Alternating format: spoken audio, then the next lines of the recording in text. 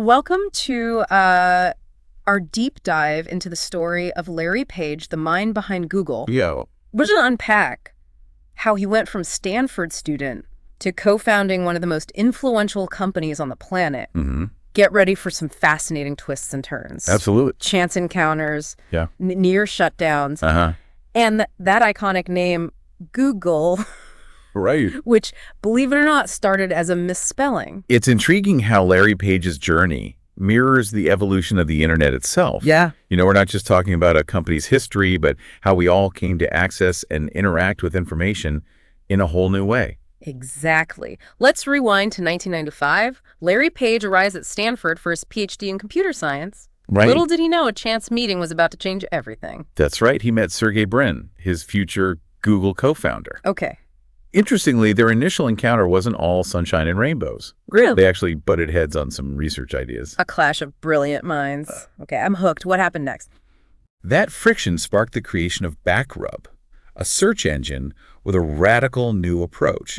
Instead of just keywords, Backrub analyzed backlinks to rank web pages. Okay. The thinking was the more websites linking to a page, the more important it must be. Right. This formed the basis of the PageRank algorithm, which, as you might guess, was named after Larry. So it was like harnessing the collective wisdom of the web to figure out which pages mattered most. Right. That's pretty ingenious, but wasn't there something about Backrub almost getting shut down at Stanford? Absolutely. Their ambition nearly got the better of them. Backrub's experiments were so demanding that they pushed Stanford's servers to their limit, almost causing a system meltdown. Wow. You could imagine the panic among the university's IT department. That's a close call had they been forced to stop there. Who knows what the internet would look like today? It's a testament to their vision and their stubbornness that they persevered. Yeah. This early incident was a sign of things to come. Larry Page was not one to shy away from pushing boundaries. So how did they make the leap from this almost shut down project at Stanford to launching the Google we all know today? Well, by 1998, they were convinced they were onto something huge. They took the plunge, dropped out of Stanford, and went all in on their project. Wow. Their first office, Susan Wojcicki's garage. What? The very same Susan Wojcicki, who would later become the CEO of YouTube. Talk about humble beginnings for what would become a global tech giant. Right. It really makes you wonder what other future tech titans are brewing in garages right now. Yeah. Okay, so they had the drive, but what about the name Google? How did they land on that?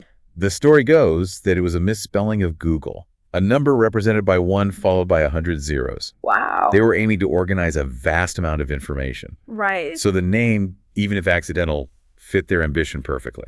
A happy accident that became one of the most recognizable words in the world. But I'm guessing Silicon Valley wasn't exactly throwing money at them in the beginning. No. Search engines weren't the hottest thing back then, right? You're right. Investors were skeptical. Most saw search engines as a niche market. Okay. But Larry had unwavering faith. He said, if we solve search engines, we solve the world. That kind of conviction is contagious. And eventually they secured funding.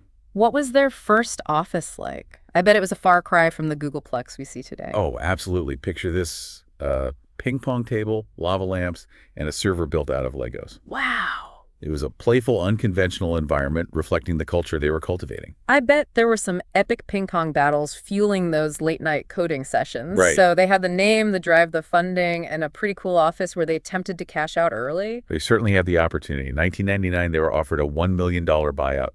They turned it down. Really? I knew they were building something far bigger, something that could truly change the world. That takes some serious guts and belief in your vision, it seems like. From day one, they were playing the long game. Exactly. Their journey is a masterclass in vision resilience and calculated risk-taking. And we're just getting started. The dot-com bubbles was about to burst. And that's where things get really interesting. Stay tuned, because in the next part of this deep dive, we'll explore how Google not only survived the crash, but thrived in its aftermath. Yeah.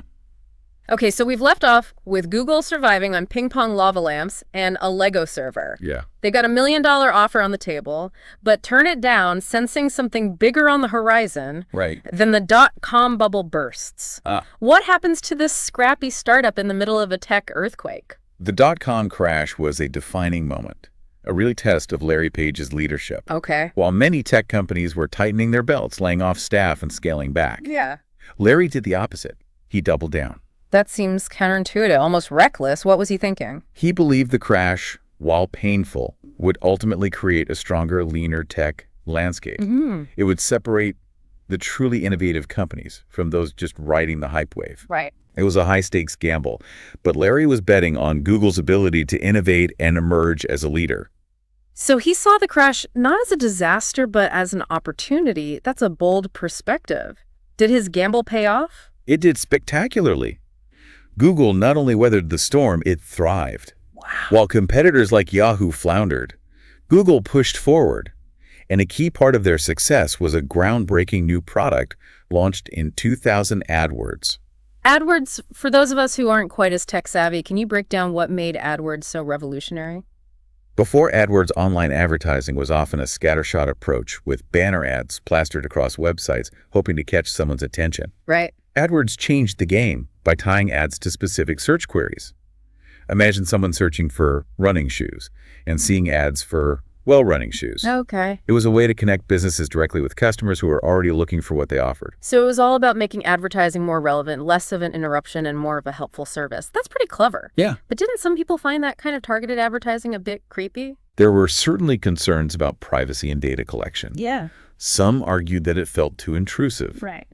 Larry's view was that if done correctly, targeted advertising could actually improve the user experience by connecting people with things they actually wanted or needed.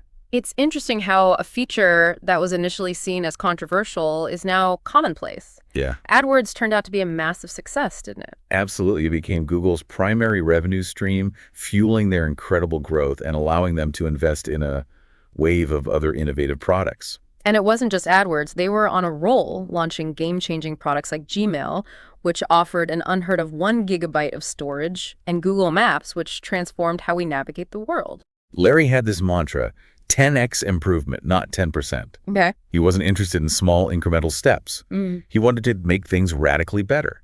This philosophy permeated Google's culture, driving them to create products that truly pushed the boundaries of what was possible. So from near shutdown at Stanford to surviving the dot-com crash and then leading a wave of tech innovation, Larry Page seemed unstoppable at this point. What was next for him? Did he just keep building Google bigger and bigger?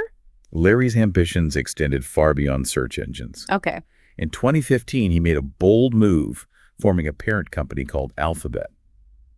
It was a way to restructure Google and give more autonomy to some of their more ambitious moonshot projects. Moonshot projects now, that sounds intriguing. Tell me more about those. We're talking about ventures like self-driving cars, life extension, research, artificial intelligence. Wow. Projects that aim to solve some of humanity's grandest challenges. Yeah, that's taking thinking outside the box to a whole new level. So he was no longer just content with organizing the world's information. Right. He wanted to shape the future of technology, healthcare, and even the human lifespan. Exactly. Larry Page's vision was always about pushing the limits of what's possible. Yeah. But these ambitious ventures, while inspiring, also raise some complex questions. Okay, let's dive into those questions. What kind of challenges did these moonshot projects bring up? Well, for starters, not all of these ambitious ventures were met with universal praise. The bigger you get, the more scrutiny you face. And Google, under Larry Page's leadership, was no exception. The "don't be evil" motto that they once championed began to face some serious challenges. That leads us to the other side of Larry Page's story, the controversies, the ethical dilemmas. What are some key examples of those challenges? Take Project Dragonfly, for instance, a search engine designed for China that involves censorship. This sparked outrage and protests both within Google and outside, highlighting the tension between operating in restrictive markets and upholding values of free speech. It's been quite a journey, hasn't it? From that near meltdown at Stanford to the roller coaster of the dot-com bubble and then leading a wave of innovation. Larry Page's story is anything but ordinary. But as we've seen, even groundbreaking visions come with their share of complexities and controversies. So where do we land with Larry Page's legacy? Well, it's undeniable that Larry Page changed the world. Google revolutionized the way we access information, connect with each other, and go about our daily lives. It's hard to imagine a world without Google's search engine, Gmail, or Maps. And his relentless drive to push boundaries continues to inspire entrepreneurs and engineers all over the world. It's true. Google has become such an integral part of our lives. It's almost like an extension of our own brains, helping us find answers, navigate, and stay connected. But as we've discussed, this immense influence also comes with a great deal of responsibility, something that Google at times struggled to navigate. Exactly. Larry Page's core belief was that technology should solve humanity's hardest problems. And while Google's innovations have undoubtedly made positive contributions, there have also been unintended consequences and ethical challenges along the way. It seems like Larry Page's story is a cautionary tale, reminding us that even with the best intentions, technological progress can lead to unforeseen outcomes. It's a reminder that we can't just focus on the what of innovation, but also the how and the why. I think that's a great insight. Larry Page's journey highlights the importance of not just innovating for the sake of innovation, but also considering the ethical and societal implications of our creations. It's a lesson that's particularly relevant today as we enter an era of increasingly powerful technologies like AI. So as we wrap up this deep dive, I have one final question for you and for our listener. Okay. Given Larry Page's track record of tackling grand challenges, what do you think he would be focusing on today? What moonshot would capture his imagination in this current landscape of technological advancement? Knowing Larry Page's fascination with AI space exploration and pushing the boundaries of human potential, I wouldn't be surprised if you were exploring ways to merge those fields. Perhaps he'd be seeking ways to utilize AI to accelerate space exploration or to develop new technologies that could radically extend the human lifespan. It's mind-boggling to even think about, but that's the essence of Larry Page's legacy, isn't it? He inspires us to think bigger, to embrace audacious goals, and to believe that even seemingly impossible problems can be solved with enough ingenuity and determination. Absolutely. He reminds us that innovation is not just about creating new gadgets or algorithms, but about fundamentally changing the way we live, think, and interact with the world around us. And that spirit of pushing boundaries, of questioning the status quo, is something we can all learn from regardless of our field or profession. Well said. So to our listener, as you continue your exploration of Larry Page's story and the evolution of Google, keep this in mind. What impossible problem would you tackle if you had the resources and the audacity of Larry Page? What world-changing idea would you pursue? Remember, the future is shaped by those who dare to dream big and to take action on those dreams. Thanks for joining us on this deep dive. We'll see you next time.